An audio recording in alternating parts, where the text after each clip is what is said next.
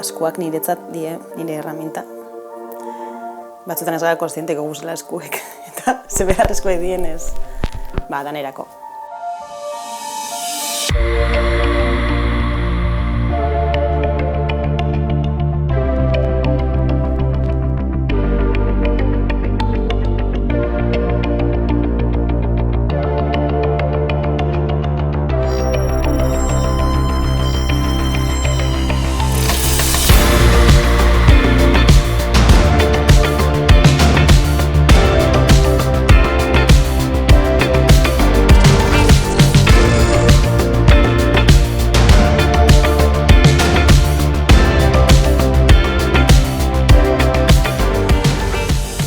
Marrazten duten nien,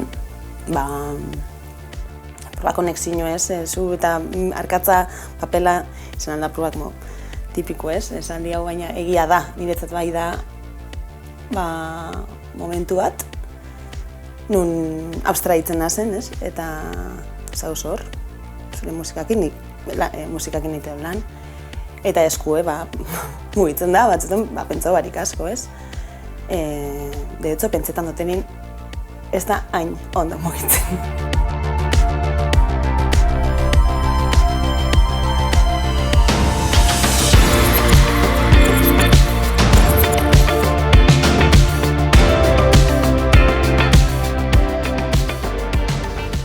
Niri inspiratzen nau asko musikak.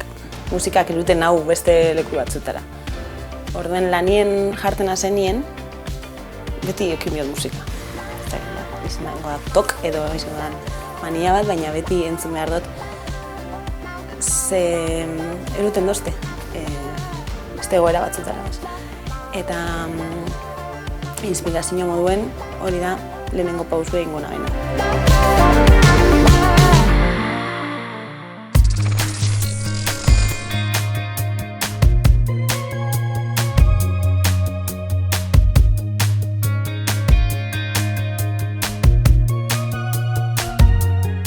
Asko beste artista batzuen ilustrazioek, komikiak, historiak, oso fizikue, asko gustatzen jate liburuak erostea eta ikustea teknika ezberdinak, zelan igual benao, zelan heldudan hona haino ez, eta bai gureko neuk horra heldu eta hori asko.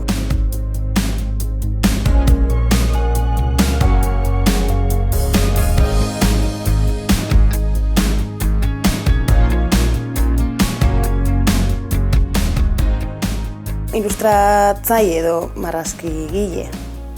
Ez dauz ainurrin, baina nire burue gehiago ikusten du marrazkigile moduen. Niretzat marrazkia da historia kontetako unidade hori ez. Ilustrazioa ikusten du gehiago orokorra, irudi potente bat edo. Marrazkia oinarri moduen ikusten dut eta marrazkia gai, historia kontetako. Orduen, igual literaturen zengoa esan moduen hitza, nik marrazkigile moduen ikusten dut gehiago nire burue.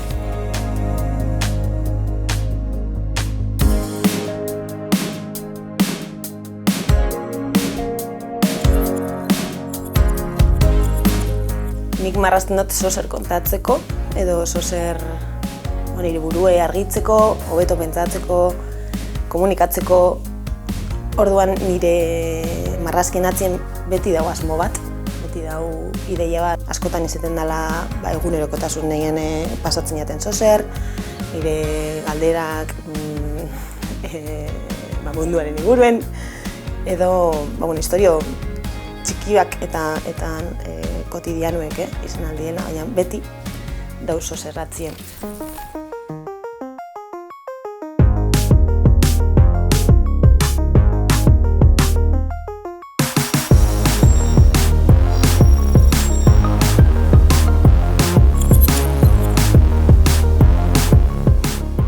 Detaileak niretzat dako laginda el pastel, no? Moten dabe informazio asko,